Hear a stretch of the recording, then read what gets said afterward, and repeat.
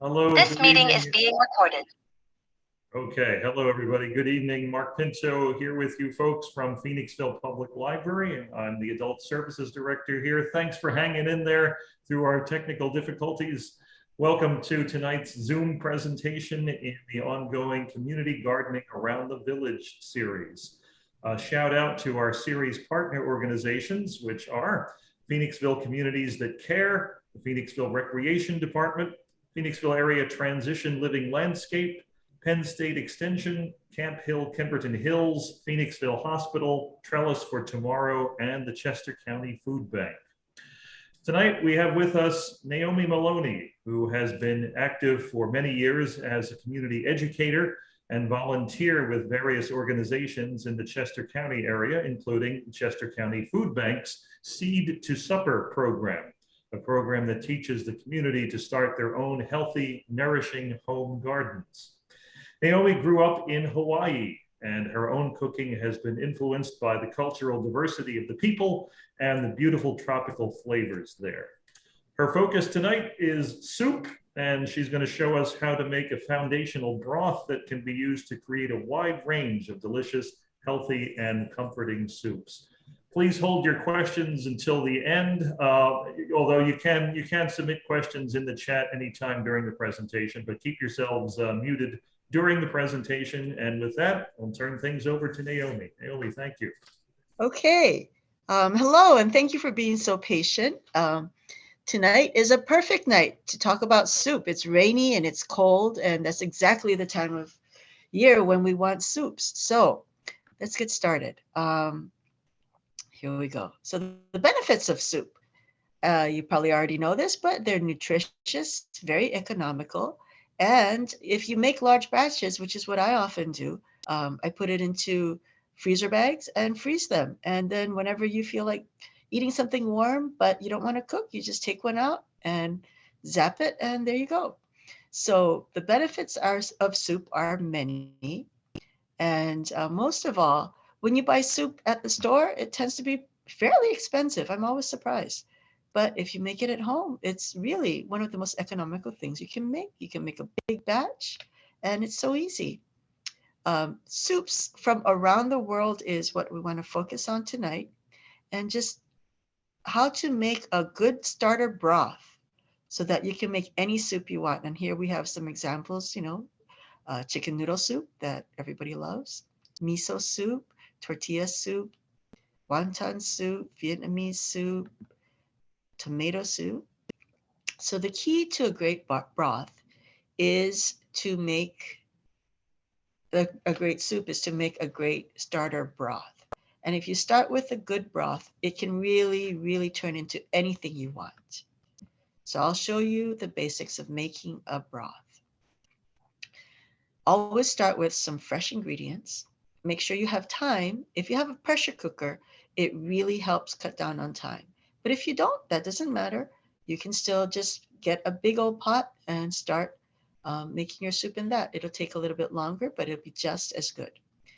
I always like to brown or roast everything first because that brings out more flavor. It gives you more char, and that makes a huge difference in the end. So the ingredients are often not as expensive as you might think when you taste a soup. So fresh does not mean expensive. So if you have chicken, roast chicken for dinner, save the bones and you can use it for broth. Really, it's as simple as that. And broth can start with just the most inexpensive ingredients. I went to the shop and bought a whole bunch of different kinds of bones. Chicken neck bones, $1.54. Chicken backs, $1.33. And you get a whole pack of them. Spare ribs, it's just mostly bones, but that's what you want to get a good bone broth. You can also buy things like pork tails or turkey tails. And the flavor is in the bones. So if you get ham hocks, any kind of bones, fish, beef, turkey, anything you can find on sale is great. And then if you're not using it right away, just freeze it until you're ready to cook. The first key is to rinse everything well. A lot of times when you get bones, there are fragments of, the bones that they cut. So rinse it well. I often put it in a large pot and I cover it with water, and I just agitate the bones in there and drain it. And I do it several times. So if you do it like 2 to 3 times, maybe a little bit more, you can really clean up those bones and get all the extra fragments that you don't want out. So that's the first key. Second is to brown your meats. So to brown it, I like to, if you just need a little bit, you can just brown it in a pan on the stove. Or if you have a bunch, then I just throw it in the oven. Oil a baking pan, lay the bones out and space them so that they don't steam. They really roast. And you can, I have a oil spray bottle, or you can just use a brush and brush on some oil on the bones. Set the oven to 400 degrees, and then just put the bones in the oven and let them crisp and brown so they get a nice golden color. If you do that, and just by eye and smell, you'll start to smell it. It smells really nice. You look at it, it looks really brown and crispy, then it's ready. So this is what it would look like. I've got some chicken bones and I roasted it. And you can see how it's golden color. It almost looks like when you fry chicken. Neck bones look something like this when you brown it. So, and I threw some garlic in. Throw some garlic in too. You get a nice roasted garlic flavor and it gets very smooth and creamy. So that's always nice. This is the pork rib bones I showed you earlier. And the backs, the chicken backs, chicken necks, they all look really brown and roasted. That's the color you're shooting for. So go for that. And then when you are done roasting, there's all the stuff that's kind of stuck on the pan. Do not throw that away. That's the best part. So save those drippings, add some water and scrape the pan clean, and then put it into your stock pot because that part has a lot of flavor. And then when you fill your stock pot, put your bones, put all those drippings, and cover it with just enough water so that everything is under the water, and then let it simmer. Now, cook them gently. You don't want to boil them real hard. I put the bones and the drippings and a few tablespoons of vinegar, which helps bring out the bone flavoring and the nutrients. And then if you want to, you can add herbs right away, or you can wait till later. Add the water to cover. It's usually, if you have a big stock pot, 8 to 10 cups of water for about 2 pounds of bones. Then simmer gently. That really means just turn the heat on until you see small bubbles rising slowly. Or if you put it in a pressure cooker, which is really the best way, I think, because it's fast and you can walk away. You can just do it on normal pressure for about an hour. Or if you put it in a stock pot, then or a slow cooker, 6 to 8 hours. The longer you simmer it, the more flavor you'll get. And if you simmer it or pressure cook it for a really long time, the bones will get so soft that they will pretty much crumble. I have used the crumbled bones and pureed them until they're really just all powder, and made biscuits for my dogs. So you can even do that. Just as long as they're really smooth and soft and you have no shards. But after the broth is made, make sure you cool it for a few hours and then strain out all the bones and all the solids. And I like to chill it in the refrigerator. Right now, like when it's cold, I'll even just cover it and put it out on the deck. And overnight, it'll just start to chill. And in the end, you can remove the fat, which is something you don't want. So your broth will look like this. It'll be nice and rich colored, very golden. And then when you chill it, all the white fat floats to the top and it just gets hard. So it's really easy to just scrape off the fat It's just a thick layer on top. Scrape it off, and then you'll have your broth on the bottom. The broth, if you've made a really good thick broth, will be almost like jello. So you can just kind of loosen it up and it'll plop right out, just exactly like jello because it's collagen. Now, if you want a vegetable broth, if you're a vegetarian or you just want something lighter, then the main things you will use to start a really good veggie broth are carrots, celery, onion, garlic, and some oil. Olive oil is good. And it's a 1, 2, 3, 4, 5 broth, which is really easy to remember. Oops, sorry. So 1 onion, 2 carrots, 3 celery, 4 garlic cloves, and 5 cups of water. Really, really simple. Oil the pot, and then you just chop up the veggies and just saute it. So I used these vegetables, and I just had these herbs because it was earlier in the season or in the spring. I got all these herbs that were already growing, and I threw them in. Whatever herbs you like, you know. The beauty of making soup at home is that you can make it exactly the way you want it. If you don't like onions, don't put in onions. If you don't like parsley, don't put it in. And if you love it, put lots in. So it's all up to you.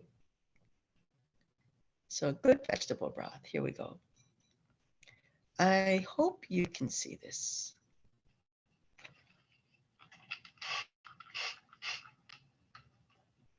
So oil it. And then I diced all the vegetables.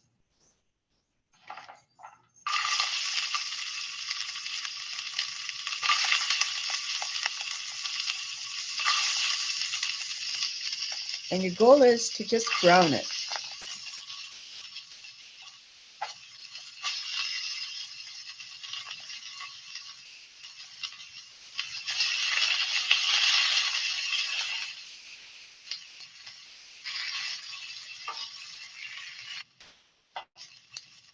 And it starts to get really soft and it'll start to look a little bit brown. And you can see the kind of charred edges. That's about where you want to get it. And when it gets to that point, then you can add in some garlic. You don't want to put garlic in too early because you don't want that burnt flavor in the garlic. It doesn't taste very good. So towards the end, throw in some garlic.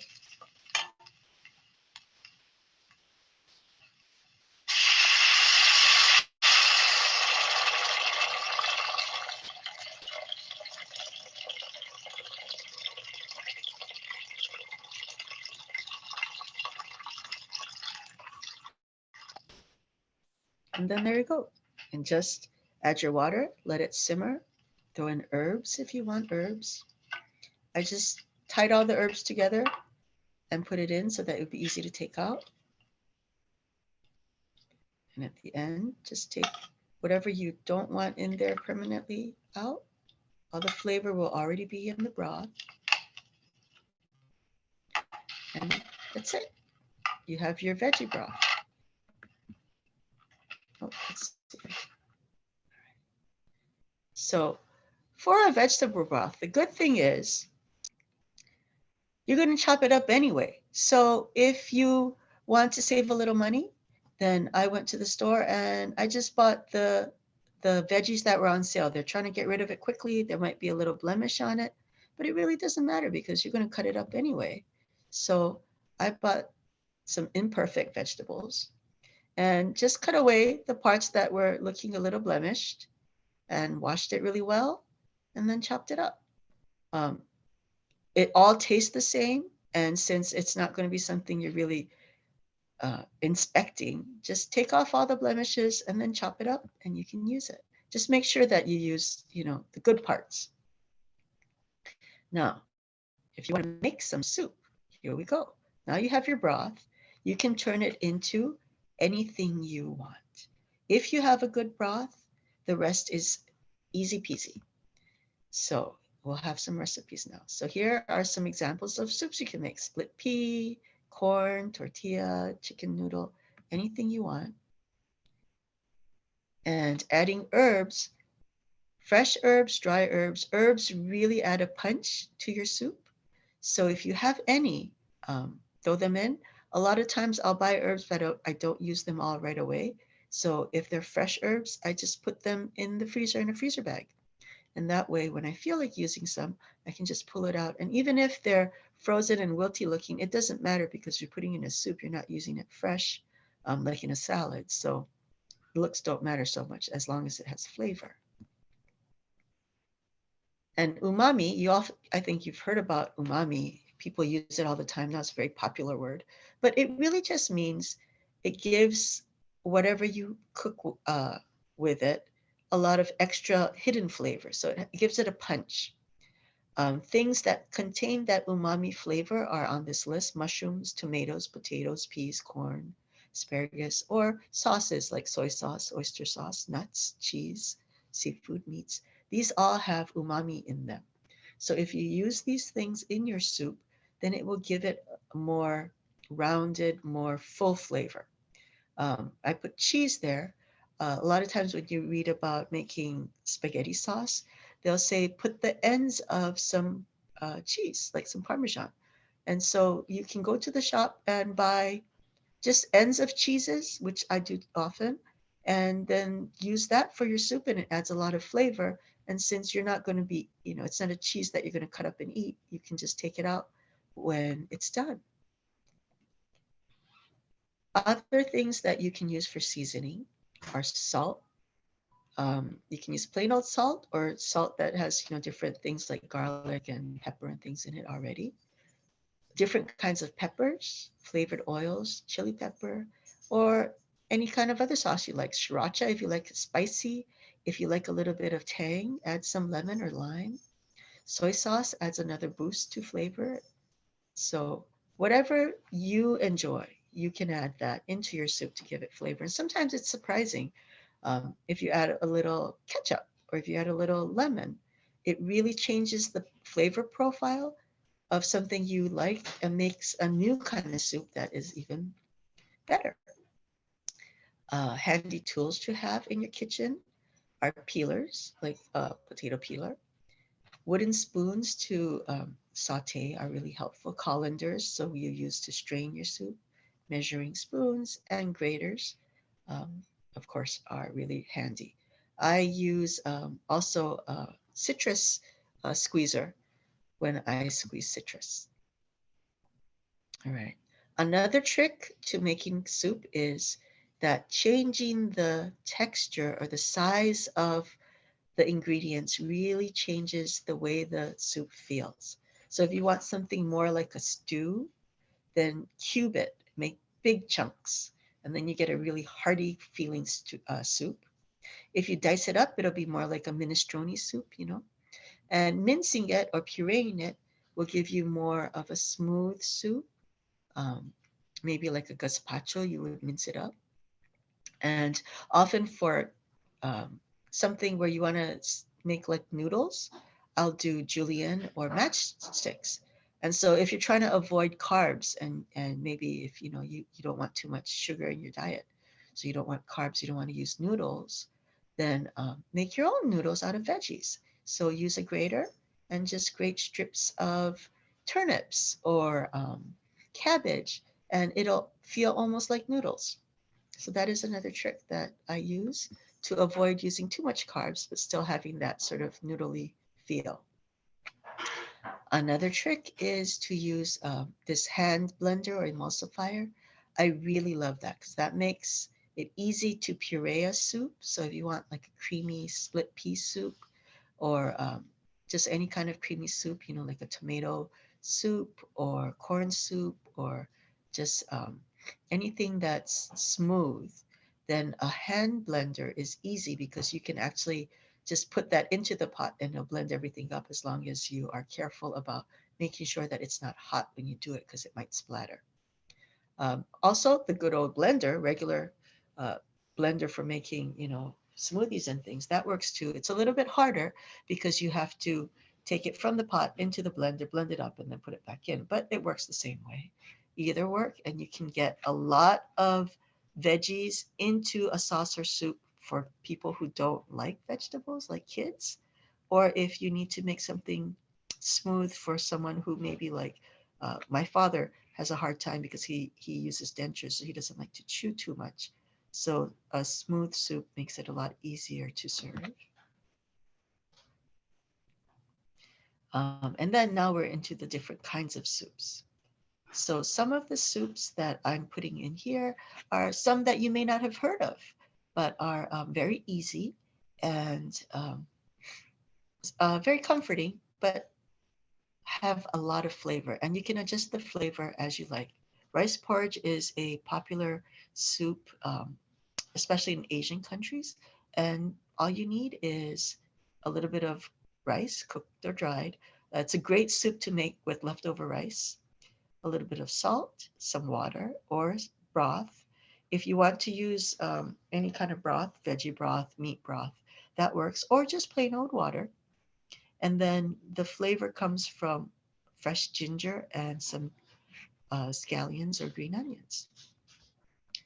So here is the rice soup, and I hope you can see the video.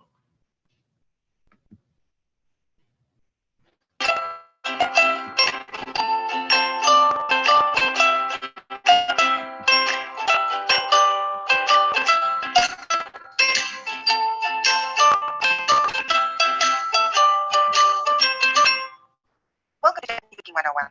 Today we are making okayu, Japanese rice porridge. Okayu is often eaten when people are not feeling well. It has a very mild taste and it's easy to digest. It's also a popular breakfast served at many hotels in Japan as part of the Japanese style breakfast. These are the ingredients: white short grain rice, water, and salt. Really simple. Rice to water ratio here is about 1 to 6 or 7, but you can use a lot more water or less depending on how you like your porridge. Typical topping for okayu is umeboshi, sour and salty pickled plum. It goes very well with white rice. You can also cook okayu with eggs, sweet potatoes, or even tea. For more information about ingredients, please visit JapaneseCooking101.com. Making okayu is easy. We wash rice and put it in a pot with water, set on the stove at medium heat, add salt, and stir. When it starts to boil, partially cover with a lid and cook at low heat for 30 to 40 minutes. Serve in a bowl and top with umeboshi. Okayu is light, warm, and perfect, especially when you don't have an appetite, but even when you are not sick, it's still a tasty rice dish to try.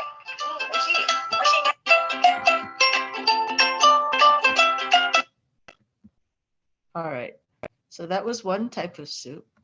My friend Lauren volunteered her soup. So here is Lauren's soup. It's a lentil bean soup.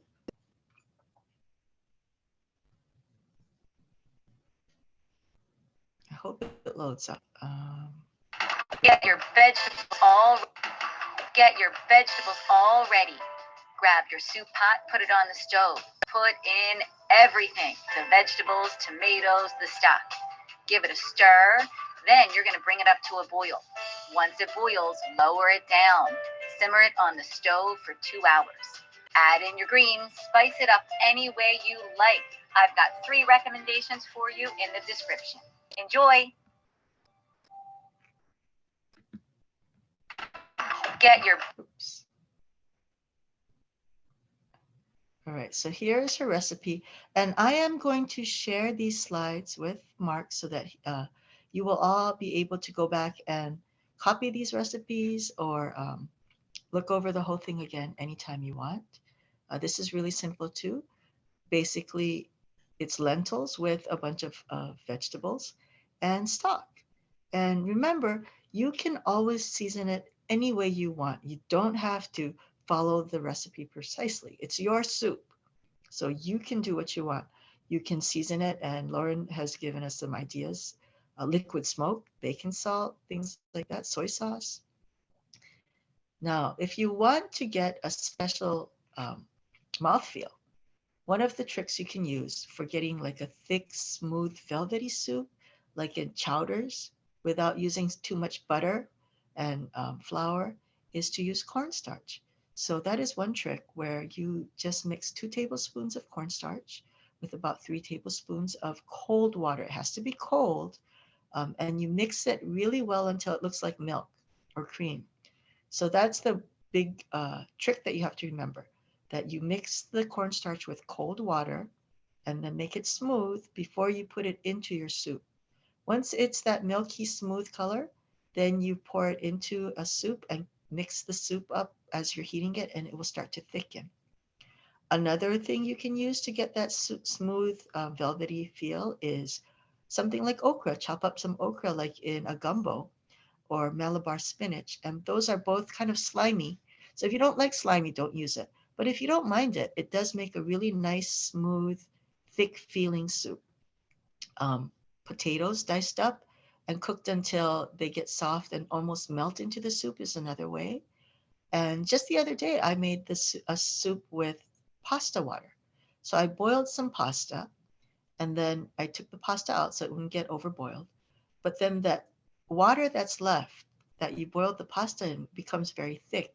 And a lot of times chefs save a few tablespoons of that water and add it into their pasta sauce to make their pasta sauce thicken and have a nice flavor and feel. But you can just use the whole pot of that pasta water and then add in more things like vegetables, beans, whatever you want, and you will get that same smooth, thick feeling soup.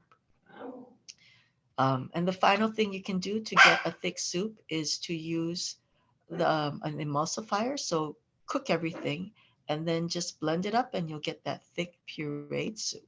So those are some soup hacks you can use to get a thick, almost like chowdery soup. And then here are some recipes. So this one is Italian herb soup. It just contains a whole bunch of herbs and then some vegetables. So basically you make your broth, add in veggies. If you like tomato, add in tomatoes and pasta or anything you want. If you want to use beans, the easiest way is to just use a can of beans. But also another way is you can cook your beans in a pressure cooker ahead of time and have your own cooked beans. I make a lot and then I will put it in the freezer to use when I want.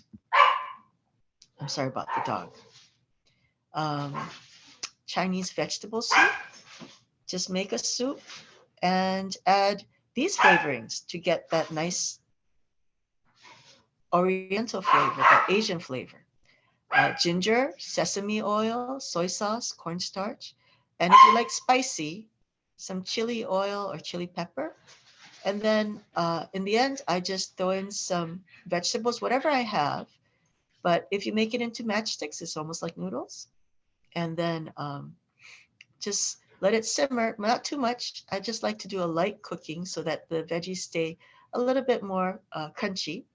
And you get a really good soup that way. Thai coconut soup, it's another one. It's the same thing, just use your broth. I like to use chicken broth for mine.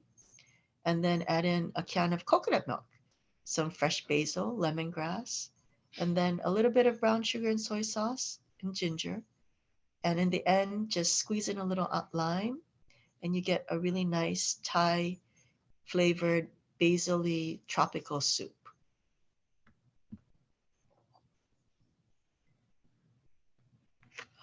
Vietnamese cooking is really popular now, and Vietnamese soups use a lot of fresh herbs.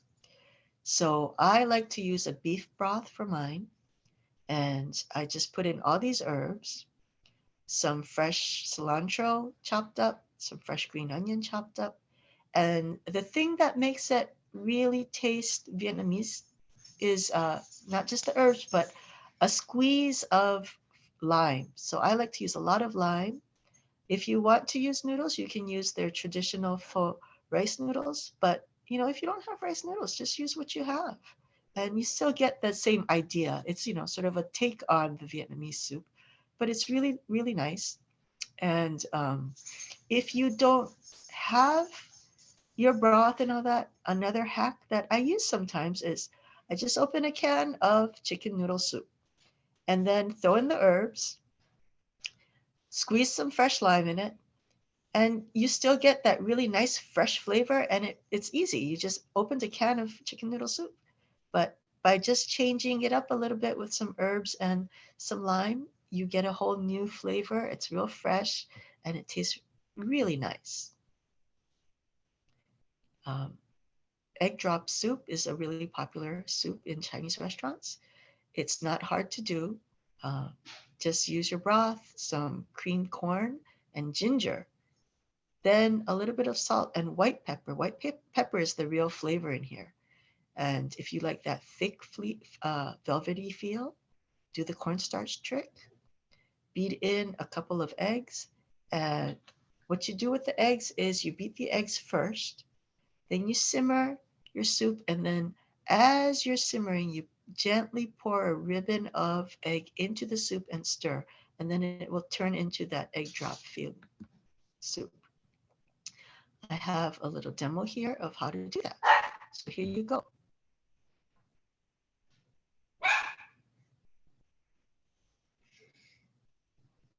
Hi everyone, welcome to Soup Up Recipes. The weather is getting cold.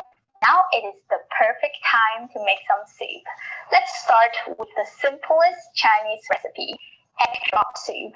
You probably ordered it many times from Chinese restaurants. Today, I'm going to show you 2 easy ways to make it. So let's get started. The ingredients are simple. You will need 2 eggs. Crack them and beat it well. In a clean pot, pour in 2 cups of chicken stock. You can also use water, but chicken stock provides much more flavor. Add some white part of the spring onion. Bring this to a boil. While waiting, mix 1.5 tablespoons of cornstarch and 1.5 tablespoons of water together. When the chicken stock is boiling, slowly pour in the cornstarch water and stir it at the same time so it doesn't clump up. In less than a minute, the stock should be slightly thickened. Next is the egg drop part. Make sure you stir it while adding the egg. In this way, you create an extra silky egg drop soup. You see those thin strands? That is what you're looking for. Add some salt and white pepper to taste. Serve it in a bowl. Sprinkle some spring onion.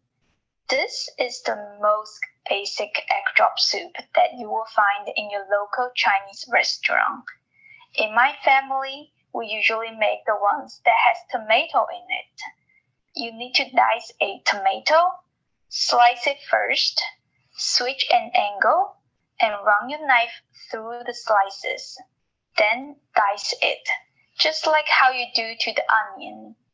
In this way, you can get the tomato into fine little pieces. Add some oil to the pot, along with some aromatics, grated garlic, grated ginger, and a little bit white part of the spring onion. Stir them until fragrant. Add in the diced tomato. Saute it for about a minute. You will see the tomato become saucy. Add some sugar and salt to taste. If you want to be creative, you can add some protein at this point, such as minced meat, tofu slices. I just want to keep the soup simple. Salt and sugar is enough to make a good flavor. The rest of the steps are the same. Bring this to a boil and pour in the cornstarch water. After the soup got thickened up, stir in the egg as well. Serve it in a bowl. Sprinkle some spring onion. This is the style that my family makes all the time. It has a little touch of sweet and sour taste. It's very nice for such quick and easy soup. Hi everyone! Welcome to Soup Up Recipe. All right, so there we go. So that was a nice soup that you could do. I also put some recipes for hot and sour soup and Italian pasta bean soup. the trick to the bean soup is to actually not drain not drain the can of beans, but actually use the liquid from the beans, which will have a lot of flavor already. So you need less salt, almost no salt actually, and just put in all your herbs. And remember, always, anything you want. If you like sausage, put in sausage. If you like bacon, put in bacon. If you're vegetarian, just use vegetables. Soup is yours, and you can make a lot of it, and you can freeze it and have it whenever you want. So just have fun with it. There are no rules. Just start with a great broth. Pick what you want to do with it. Pick a direction. Build the flavors up with some umami, mushrooms, soy sauce, meat, cheese, and then add whatever you like, whatever you have. If you have a little bit of leftover vegetables in your refrigerator, that is the perfect time to make a soup. You have those little bits of things that you didn't know what to do with, that makes a great soup. So go ahead, make some soup and have fun with it. And if you have any questions, I think now is the time for some questions. Thanks, Naomi. Wonderful presentation. So many great ideas for a lot of tasty looking and sounding soups. What's your favorite, actually? What's your personal favorite? What's the one you go to all the time?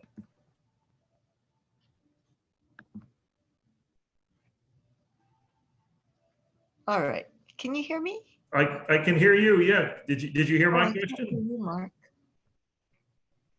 Naomi, can you hear me? Naomi, can you hear? Hello, Naomi. Uh-oh. Mark, I can't hear you. Yeah, you need to turn up your volume or something. Can you hear me at all? Uh-oh. I can hear you. You can't hear me, huh? Oh my. If anyone has any questions for Naomi then right now, since there's, yeah, put your questions in the chat like she says, yes.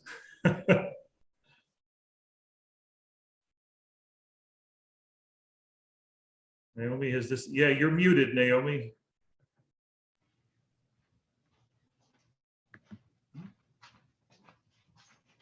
I'm not sure what happened. Oh, I can can't you hear me?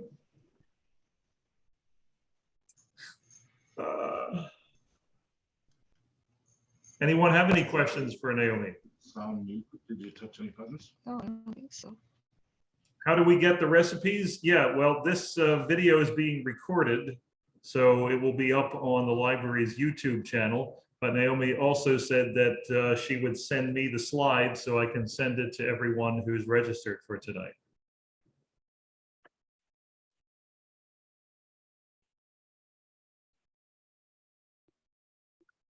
Okay. Thank you, Jean. Yes, we will get the recipes. Naomi, you still can't hear me, I guess. All right. I guess we better end there. So thank you everyone for joining us tonight, and look for the video and an email with the slides.